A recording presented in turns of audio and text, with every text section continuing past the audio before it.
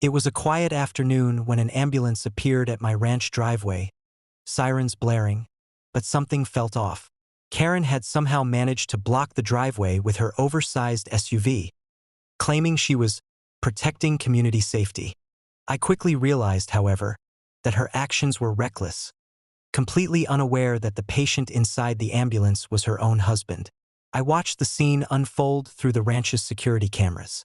Karen was standing in front of her SUV, waving her arms and shouting at the paramedics, insisting they couldn't enter the driveway because it was community property, now under her control.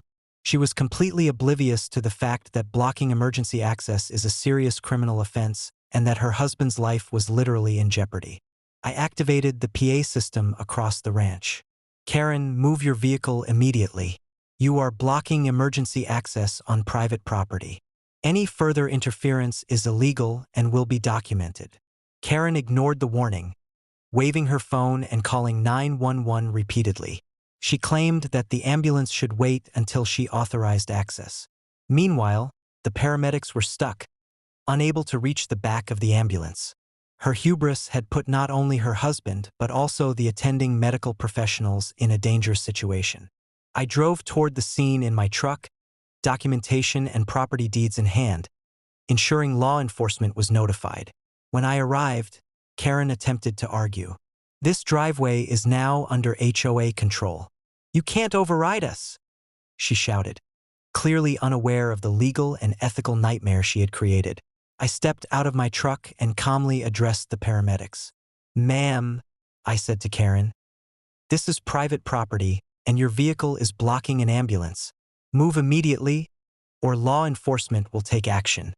Realizing that her own husband's safety was now at risk, Karen hesitated. Her phone call to 911 continued, but deputies were already on their way, guided by alerts from my security system. By the time they arrived, Karen's SUV had been moved just enough to allow the ambulance through, and the paramedics quickly loaded her husband for transport. The deputies reviewed the security footage and confirmed what had occurred. Karen's actions constituted trespassing, obstruction of emergency services, and reckless endangerment. Her claims of HOA authority were irrelevant and immediately dismissed. The incident was a clear demonstration of how Karen's overreach endangered lives and violated multiple laws.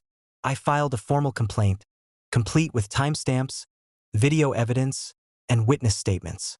The HOA board was immediately notified, and Karen's privileges were permanently revoked.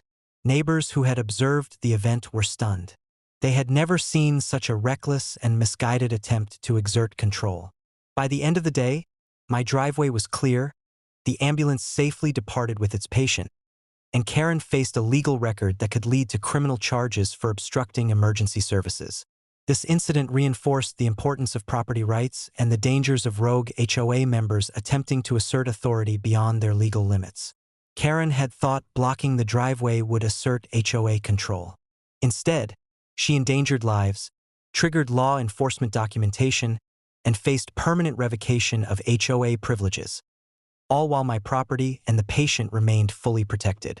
Karen tried to manipulate the HOA to interfere with an emergency. Instead, she learned firsthand that rogue HOA members cannot interfere with private property or emergency services without facing immediate legal and personal consequences.